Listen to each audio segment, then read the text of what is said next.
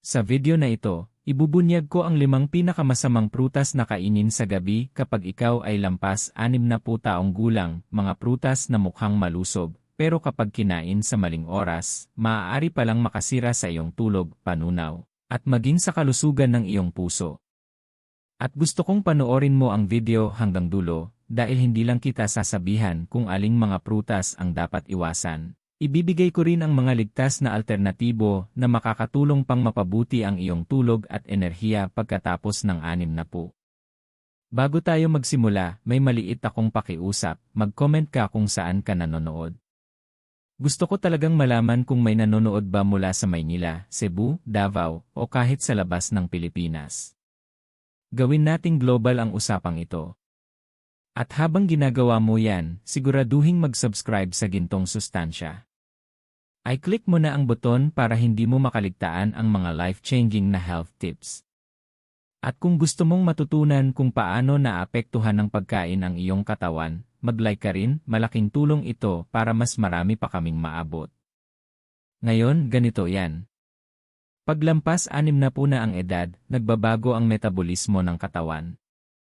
Mas mabagal na ang digestion, hindi na kasing lakas ang insulin response, at kahit maliit na pagtaas ng blood sugar ay pwedeng makaapekto sa iyong tulog at enerhiya. Ibig sabihin, kahit ang mga prutas na matagal mo nang itinuturing na healthy ay pwedeng maging problema kapag kinain sa maling oras.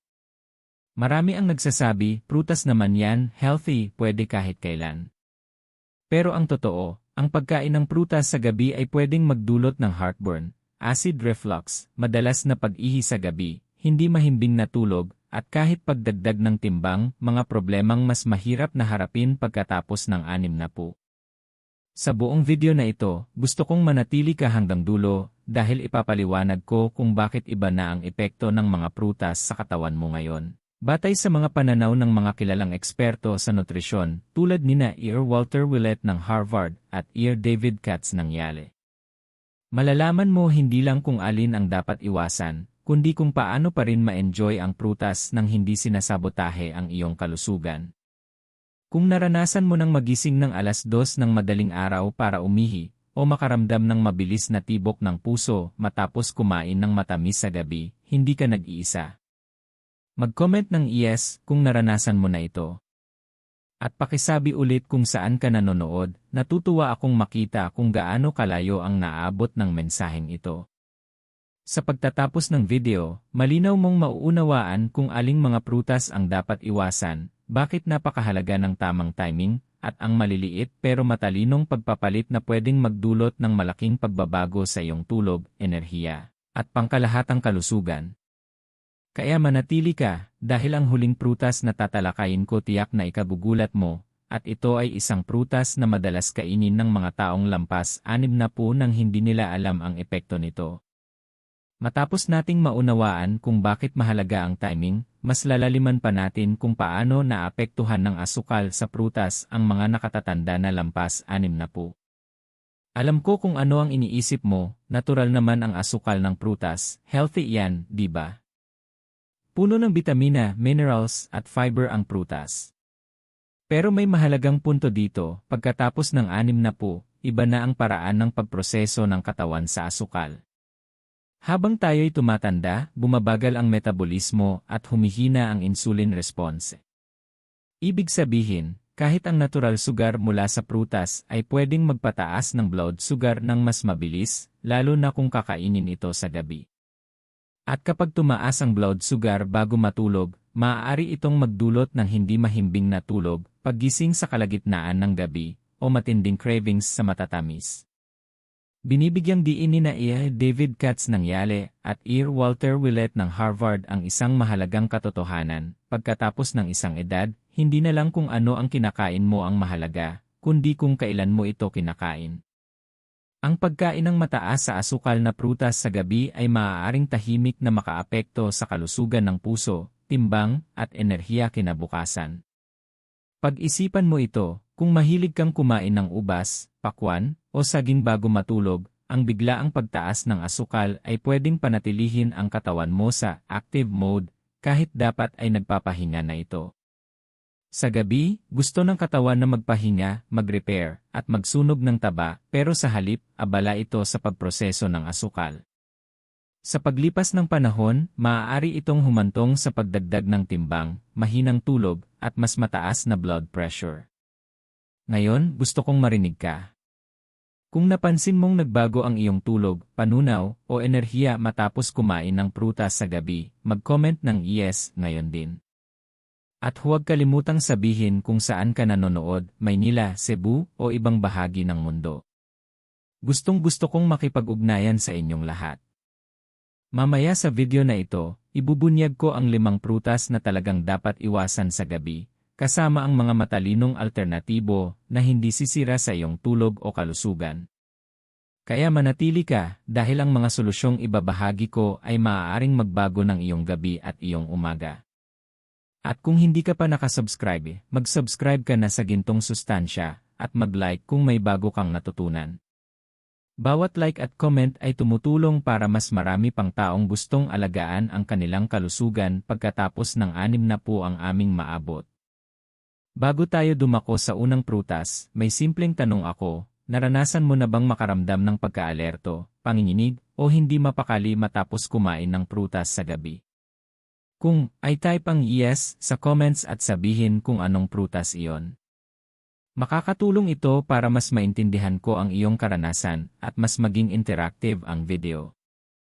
Pag-usapan natin ang unang prutas sa ating listahan, pakwan. Alam ko kung ano ang iniisip mo, healthy ang pakwan, presko, at puno ng bitamina. At totoo yan. Pero ito ang problema, kapag ikaw ay lampas 6 na po, ang pagkain ng pakwan sa gabi ay pwedeng tahimik na sumira sa iyong tulog at enerhiya. Ang pakwan ay mahigit 70% tubig. Maganda pakinggan, di ba? Pero sa gabi, iisa ang ibig sabihin nito, madalas na pag-ihi. Isipin mo ito, nakatulog ka na sa wakas, tapos makalipas lang ang 1 oras, gigising ka na naman para umihi.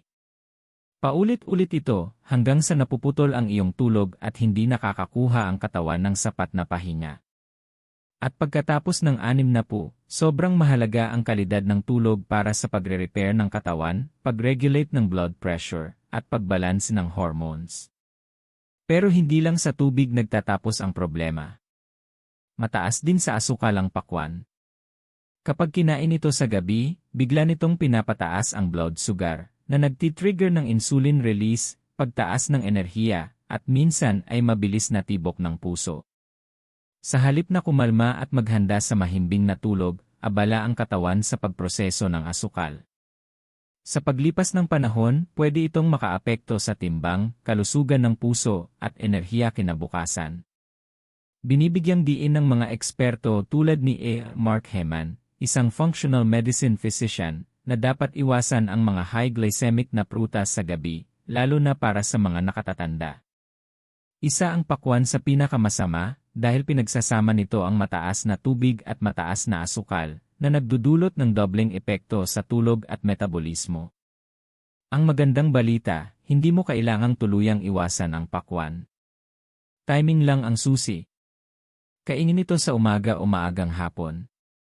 Ipare sa protina, tulad ng kaunting mani o yogurt, para mabawasan ang biglaang pagtaas ng asukal. Sa ganitong paraan, ma-enjoy mo pa rin ang bitamina at hydration ng pakwan nang hindi sinasakripisyo ang iyong tulog at kalusugan. Gusto kong marinig ka, kung nakain ka na ng pakwan sa gabi at napilitan kang magising ng paulit-ulit, ay type ang yes sa comments. At habang nandyan ka na rin, sabihin mo kung saan ka nanonood. Natutuwa akong makakita ng mga taong kasali mula sa iba't ibang panig ng mundo. At huwag kalimutan, kung may bago kang natutunan sa video na ito, ay like mo ito at mag-subscribe sa Gintong Sustansya. Sa ganitong paraan, hindi mo mamimiss ang mga tips na nagpoprotekta sa iyong kalusugan at enerhiya pagkatapos ng 6 na po. Bago tayo lumipat sa susunod na prutas, huminto ka muna sandali at mag-isip, naranasan mo na bang masira ang buong gabi dahil lang sa kinain mo? Ang pakwan ay isang klasikong halimbawa, at sa kasamaang palad, simula pa lang ito. Mamaya, ipapakita ko sa iyo ang iba pang mga prutas na mas tuso pa ang epekto, at ang huli ay maaaring ikagulat mo, dahil iniisip ng karamihan na ligtas itong kainin sa gabi. Ngayon naman, lumipat tayo sa ikalawang prutas na dapat iwasan sa gabi kapag lampas 60, ubas. Sa unang tingin, parang inosente lang ang ubas, maliit, matamis, at puno ng antioxidants. Pero ito ang problema, para silang maliliit na sugar bombs. Kahit natural ang asukal nito, mataas sa fructose ang ubas, na mabilis magpataas ng blood sugar. At pagkatapos ng 60, hindi na kasing husay ang katawan sa pag-handle ng biglaang pagtaas na ito. Ang pagkain ng ubas bago matulog ay pwedeng magpataas ng blood sugar sa panahong dapat ay nagpapahinga na ang katawan. Maaari itong magdulot ng pagiging balisa, sobrang pagka-alerto, at craving sa gabi, eksaktong mga bagay na ayaw natin bago matulog. Medyo acidic din ang ubas, at para sa maraming nakatatanda, sapat na ito para mag-trigger ng acid reflux o heartburn, lalo na kung sensitibo ang tiyan o may GERD. Isipin mo, akala mo ay healthy ang ginagawa mo, pero gigising ka na may discomfort o mabilis na tibok ng puso. Paulit-ulit itong binababalaan ng mga nutrition experts. Ayon kay David Katz, isang kilalang preventive medicine specialist, kahit ang natural na asukal mula sa prutas ay pwedeng makasira sa tulog at digestion kapag kinain sa gabi, at ang ubas ay isa sa pinakamalinaw na halimbawa nito. Ano ang solusyon? Hindi mo kailangang tuluyang iwasan ang ubas. Timing at tamang dami ang susi. Kainin ito mas maaga sa araw, at i-partner sa protina o fiber para bumagal ang pag-absorb ng asukal. Halimbawa, ang pagpares ng ubas sa ilang pirasong almond o kaunting keso ay makakatulong para mas maging stable ang blood sugar. Isang tip, kung gusto mo ng prutas na hindi sisira sa iyong tulog, subukan ang kiwi. Mas mababa ito sa asukal, mayaman sa antioxidants, at may mga katangiang nakakatulong sa produksyon ng serotonin at mas magandang tulog, eksakto sa pangangailangan ng katawan pagkatapos ng 60.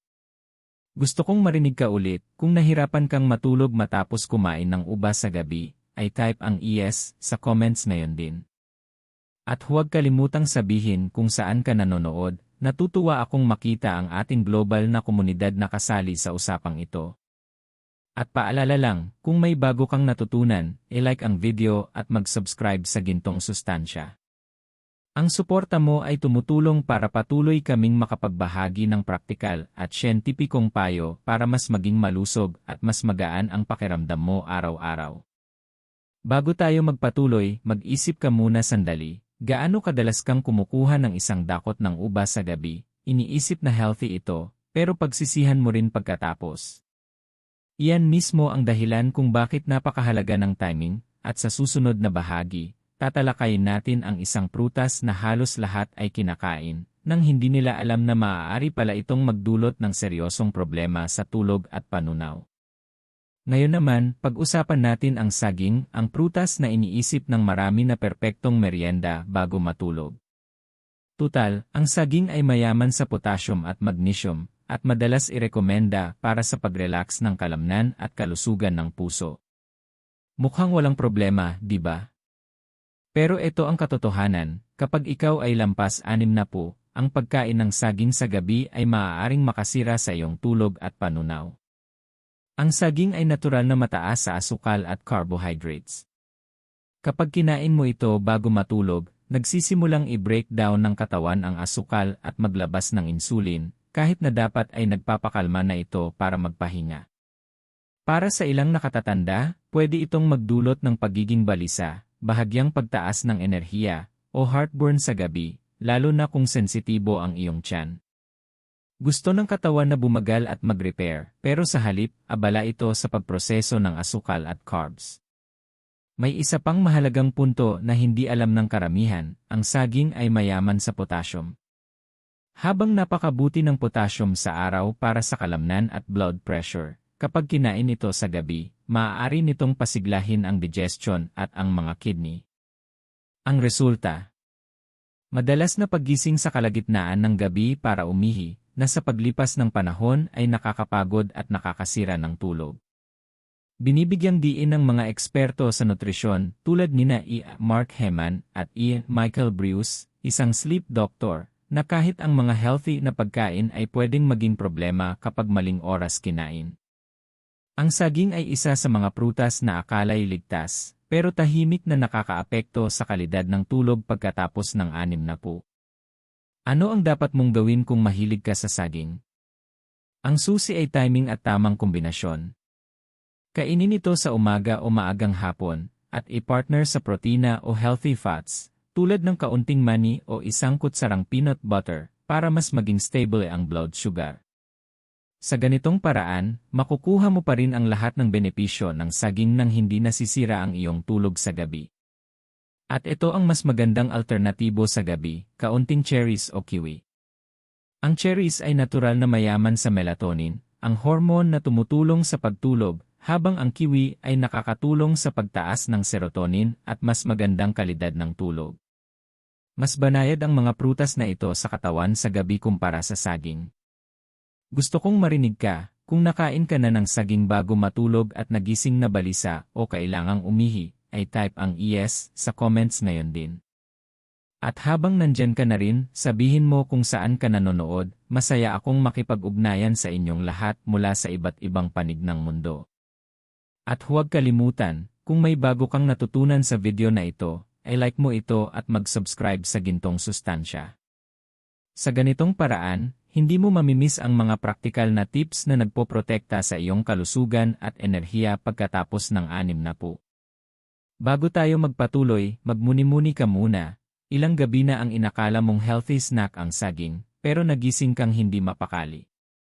Iyan ang dahilan kung bakit napakahalaga ng tamang timing ng prutas, at sa susunod na bahagi, tatalakayin natin ang pinya, isang prutas na iniisip ng marami na walang problema, pero kapag kinain sa gabi, nagiging seryosong issue pala. Ngayon naman, pag-usapan natin ang pinya, isang tropikal na prutas na matamis, maasim at presko. Madalas natin itong isipin bilang isang healthy snack na puno ng vitamin E at digestive enzymes. Pero ito ang problema, ang pagkain ng pinya sa gabi kapag lampas 6 ay maaaring magdulot ng seryosong problema sa tulog at panunaw. Ang pinya ay mataas sa asido. Para sa mga nakatatanda, sapat na ang acidity nito para mag-trigger ng heartburn, acid reflux, at pananakit ng tiyan. Isipin mo, hihiga ka para matulog, iniisip na healthy ang ginawa mo, pero magigising ka na may hapdi sa dibdib. Ang discomfort na ito ay pwedeng makasira ng tulog ng ilang oras, at magdulot ng pagod, iritasyon, at mababang enerhiya kinabukasan. At hindi pa roon nagtatapos. Ang pinya ay may bromelain, isang enzyme na tumutulong sa pag-breakdown ng protina. Habang maganda ito sa digestion sa araw, sa gabi maaari nitong pasiglahin ang tiyan at bituka kung kailan dapat ay nagpapahinga na ang mga ito. Pagkatapos ng 6, kailangan ng katawan ng pahinga para mag-repair, mag-balance ng hormones, at mag-regulate ng blood pressure. Pero ang pagkain ng pinya sa gabi ay maaaring panatilihing aktibo ang digestive system. Binibigyang diin ng mga top nutrition experts ang kahalagahan ng tamang oras ng pagkain, lalo na para sa mga nakatatanda. Ayon kay David Katz, kahit ang mga healthy na pagkain ay pwedeng maging disruptive kapag maling oras kinain. Ang pinya ay perpektong halimbawa, isang prutas na karaniwan mong kinakain bilang snack, pero sa gabi, pwede nitong sirain ang iyong tulog at ginhawa. Ano ang solusyon? Kung mahilig ka sa pinya, itabi mo ito para sa umaga o maagang hapon. I-partner sa protina, tulad ng yogurt, para mabawasan ang asido at mabalanse ang asukal. At sa gabi, kung may gusto kang magaan at banayad, subukan ang papaya o abokado. Ang papaya ay mababa sa asido at tumutulong sa digestion nang hindi nagdudulot ng heartburn, habang ang abokado ay may healthy fats na nakakabusog at nakakapagpakalma ng sistema bago matulog. Ngayon, gusto kong marinig ka ulit, kung nakaranas ka na ng heartburn o discomfort matapos kumain ng pinya sa gabi, ay type ang yes sa comments. At huwag kalimutang sabihin kung saan ka nanonood, nakakatuwang makita kung gaano kalayo ang naabot ng usapang ito. At isang mabilis na paalala, kung nakatutulong sa iyo ang video na ito, ay like mo at mag-subscribe sa Gintong Sustansya. Ang maliliit na aksyon na ito ay malaking tulong para mas maraming tao, lalo na ang mga lampas 60, ang makatuklas ng life-changing na payo sa kalusugan. Bago tayo lumipat sa susunod na prutas, mag-isip ka muna sandali. Ilang gabi na ang kumain ka ng pinya, iniisip na wala itong masamang epekto, pero pagsisisihan mo rin pagkatapos. Iyan ang dahilan kung bakit napakahalaga ng tamang oras at tamang prutas pagkatapos ng 60. Sa susunod na bahagi, tatalakayin natin ang mga dalandan at iba pang citrus fruits na maaaring ikagulat mo dahil iniisip ng karamihan na ligtas sila anumang oras, pero sa gabi, maaari pala silang maging malaking problema. Ngayon naman, pag-usapan natin ang mga dalandan at iba pang citrus fruits. Karamihan sa atin ay iniisip na ang citrus ay healthy at preskong merienda. Mayaman sa vitamin E, antioxidants, at pampalakas ng resistensya, totoo ang lahat ng iyan. Pero ito ang mahalagang punto, kapag ikaw ay lampas 60, ang pagkain ng citrus fruits sa gabi ay maaaring makasira sa iyong tulog at makapinsala sa iyong panunaw. Ang mga citrus fruits ay mataas sa asido. Kapag kinain mo ang mga ito bago matulog, ang asidong ito ay maaaring makairita sa esophagus at tiyan, lalo na kung sensitibo ang iyong digestive system o may GERD, na karaniwan sa mga nakatatanda. Maaari itong magdulot ng heartburn, acid reflux, o pananakit ng tiyan na magpupuyat sa iyo at magpapabalik-balik sa kama buong gabi. Pero hindi lang sa asido nagtatapos ang problema.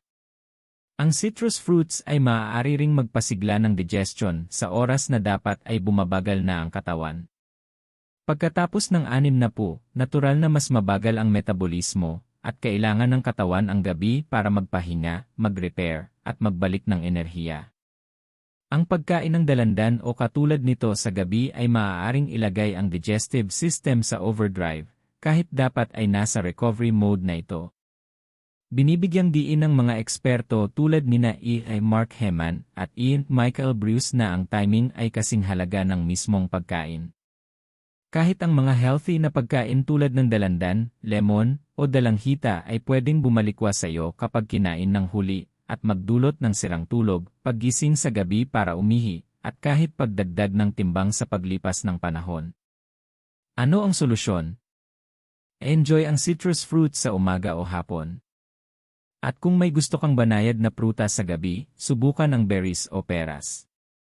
Ang mga ito ay mababa sa asido, hindi nanggugulo ng tiyan, hindi nagpapataas ng blood sugar, at hindi sumisira ng tulog. Ngayon, gusto kong marinig ka, kung nakaranas ka na ng heartburn, o hindi mahimbing na tulog matapos kumain ng dalandan o ibang citrus fruits sa gabi, ay type ang yes sa comments ngayon din. At huwag kalimutang sabihin kung saan ka nanonood, natutuwa akong makita kung gaano kalayo ang naabot ng payong ito.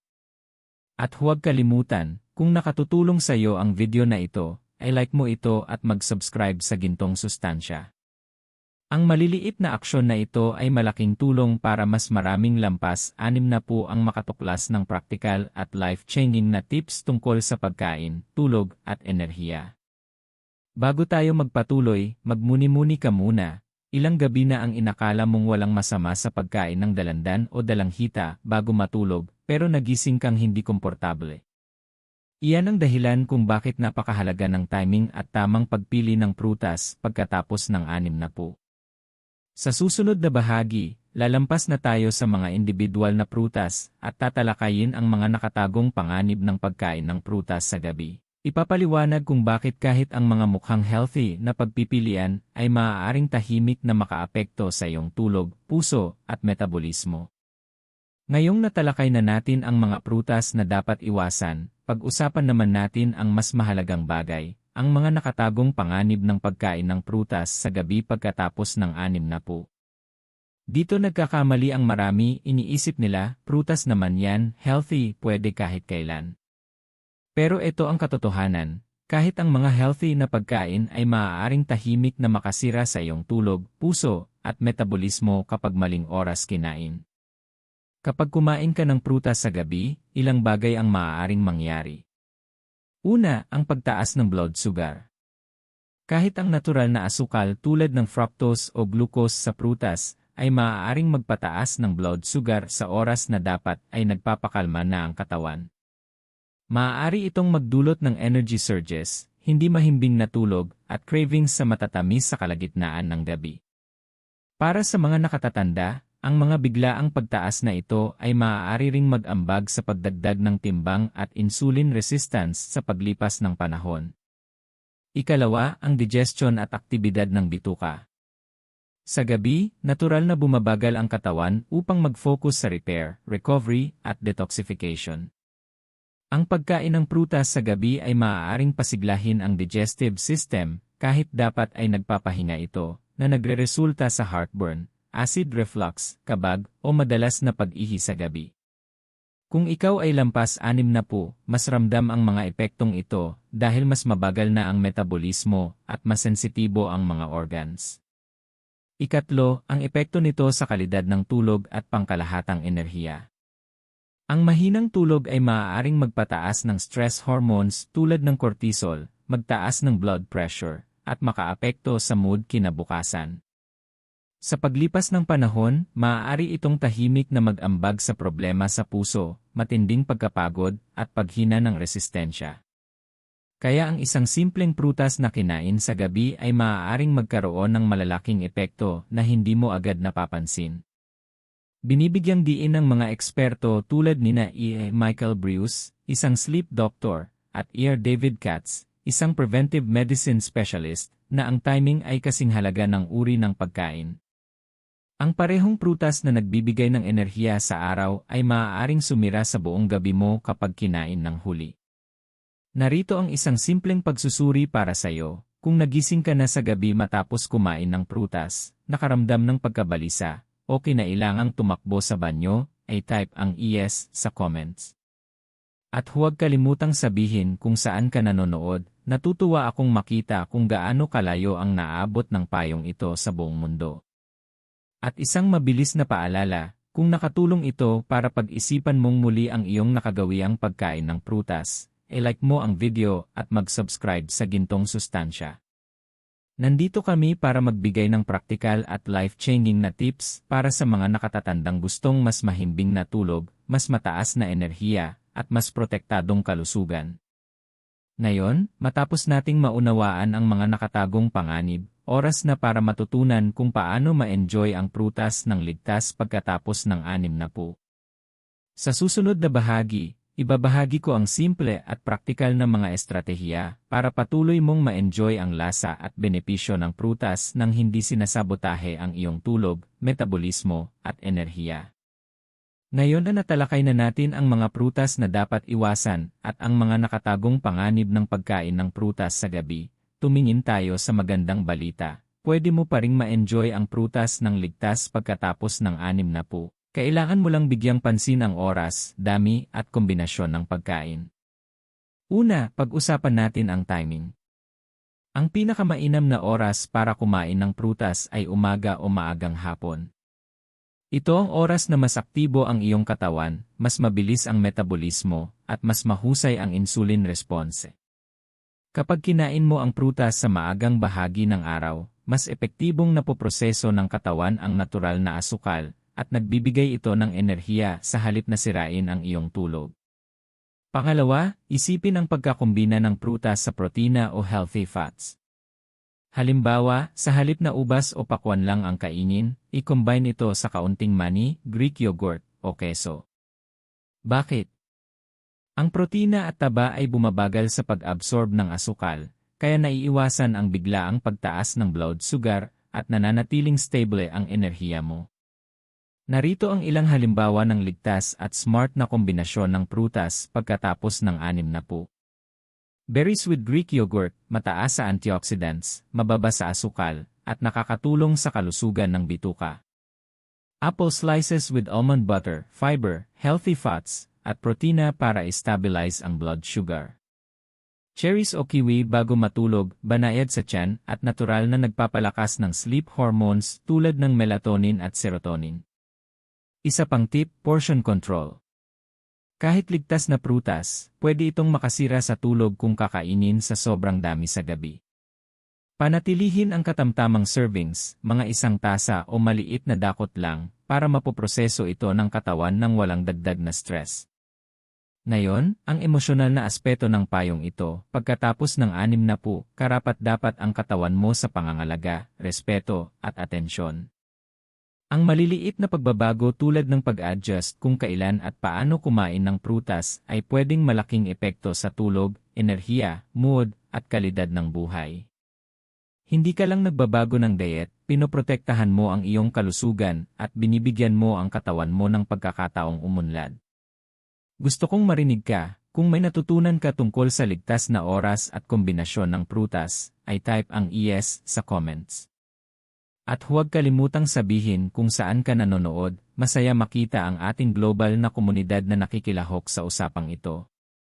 At syempre, kung tinutulungan ka nitong pag-isipan ang iyong nakagawiang pagkain ng prutas, ay like ang video at mag-subscribe sa Gintong Sustansya. Ang bawat like, share, at subscription ay tumutulong sa mas maraming lampas 60 na matuklasan ang praktikal at science-backed na payo para sa mas malusog na buhay, mas mahimbing na tulog, at mas mataas na enerhiya.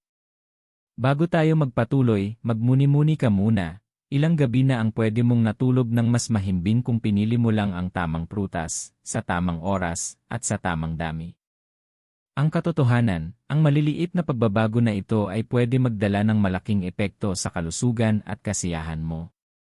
Sa susunod na kabanata, iugnay natin ang payong ito sa emosyonal na dahilan kung bakit mahalaga ang kalusugan pagkatapos ng 60, dahil ang pangangalaga sa katawan ay hindi lang tungkol sa pagkain, kundi tungkol sa pagmamahal sa sarili at sa buhay mo. Ngayon, huminto muna tayo sa prutas at agham, at pag-usapan ang tungkol sa iyo, ang iyong kalusugan, tulog, enerhiya, at buhay pagkatapos ng 60. Ang katotohanan, lahat ng tips na ibinahagi ko, mga prutas na dapat iwasan, timing tricks, at healthy swaps, hindi lang tungkol sa pagkain. Ito ay tungkol sa pagprotekta sa pinakamahalagang asset mo, ang iyong katawan. Pagkatapos ng 60, ang katawan mo ay pinagdaanan ka sa dekada ng trabaho, saya, hamon, at pagmamahal.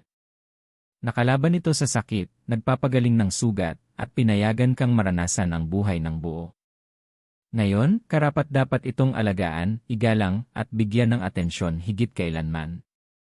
Bawat maliit na desisyon, tulad ng kung anong prutas ang kakainin mo, kailan, at gaano karami, ay direktang nakakaapekto sa tulog, puso, panunaw, at enerhiya mo.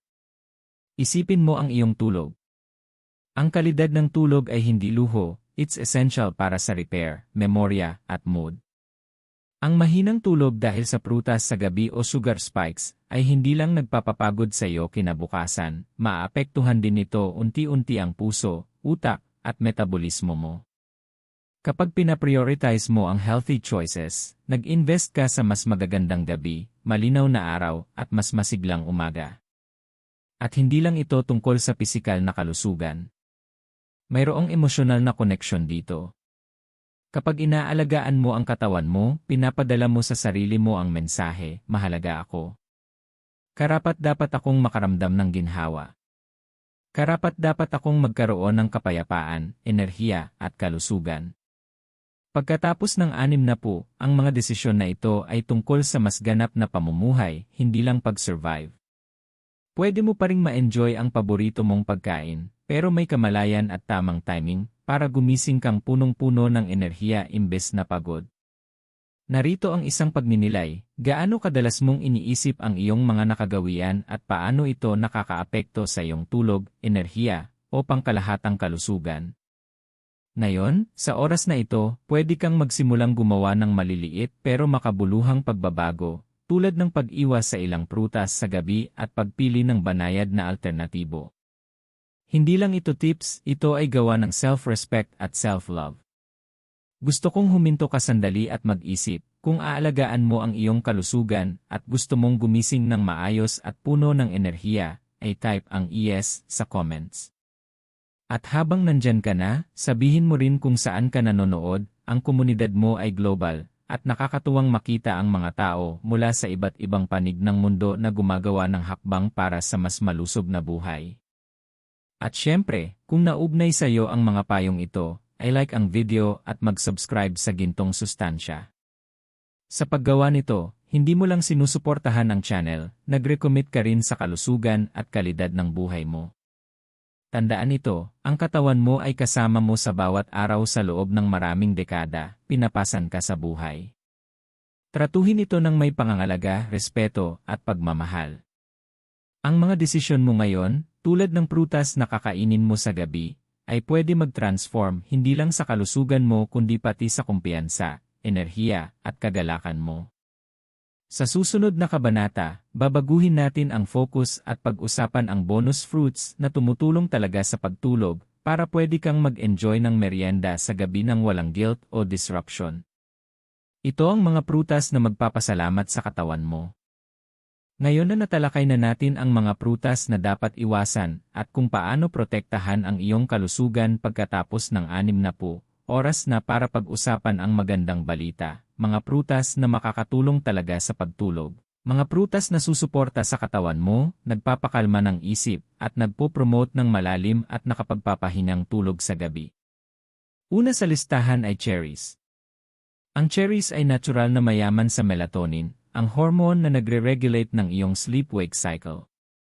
Ang pagkain ng maliit na bahagi ng cherries sa gabi ay makakatulong sa katawan mo na makatulog ng mas mabilis at magkaroon ng mas mahimbing na tulog. Ipinapayo ng mga eksperto tulad ni A. Michael Breus, isang nangungunang sleep doctor, ang cherries bilang natural na paraan upang suportahan ang tulog, lalo na sa mga nakatatanda na bumababa ang melatonin levels habang tumatanda. Sunod ay kiwi.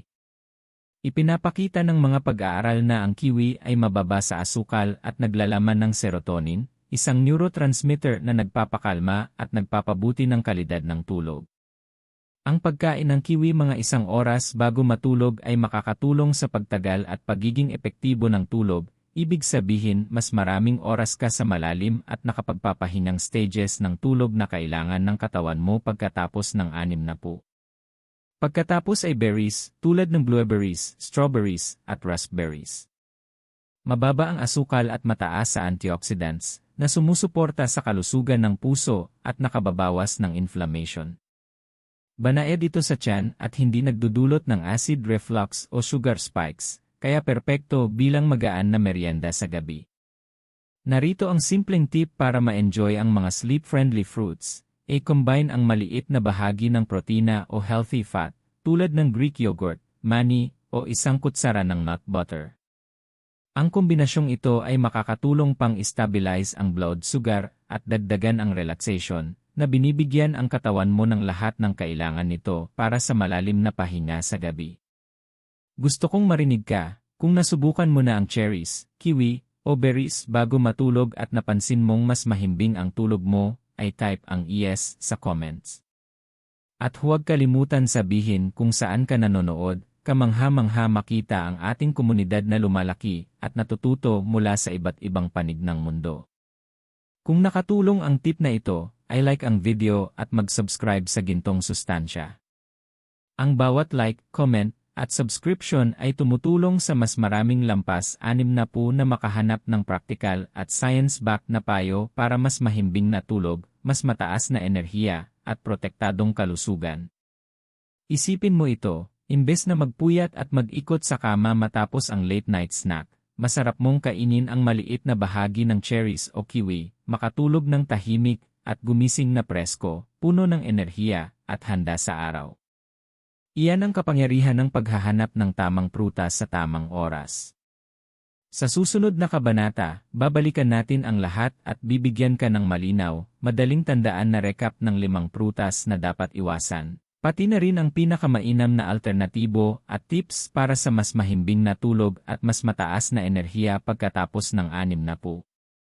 Ito ang kabanata na hindi mo dapat palampasin, dahil matutulungan ka nitong kumilos agad at makita ang resulta sa kalusugan at tulog mo. Ngayon, narito na tayo sa huling kabanata ng video, at gusto kong iwan sa iyo ang isang malakas at praktikal na buod. Sa nakaraang 50 minuto, natalakay natin ang 5 pinakadelikadong prutas na kainin sa gabi pagkatapos ng 60, ang nakatagong panganib ng late night fruit, at pati ang sleep-friendly alternatives na makakapagpabuti ng tulog at enerhiya. Recap ng 5 prutas na dapat iwasan sa gabi.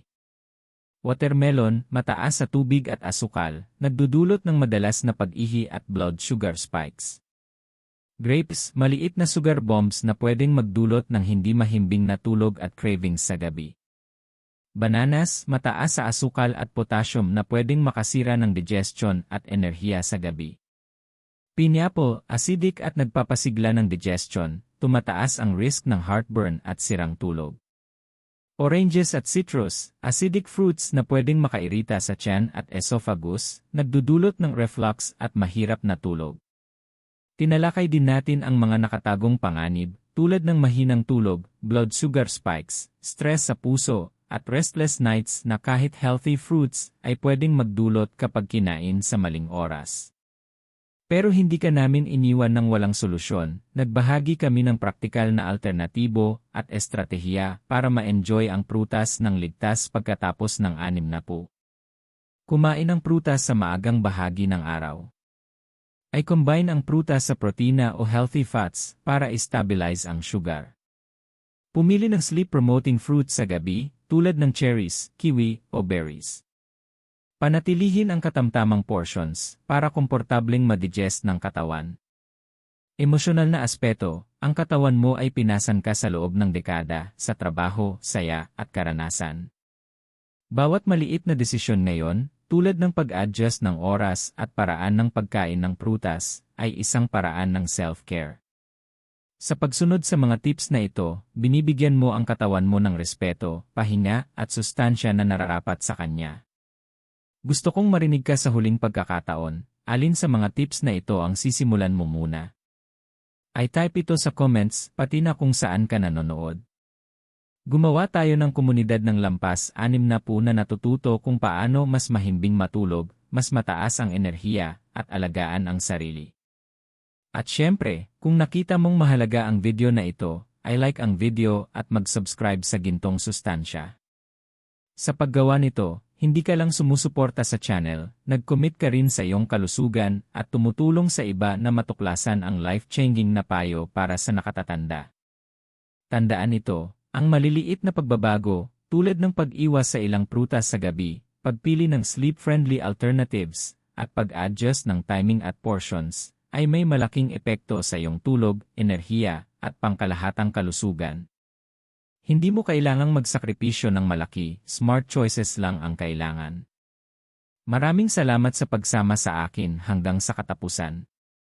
Mahalaga ang iyong kalusugan, mahalaga ang iyong tulog, at mahalaga ang iyong enerhiya. Ngayon, oras na para ilapat ang natutunan mo. Magsimula ngayong gabi, o bukas ng umaga, magpapasalamat ang iyong katawan.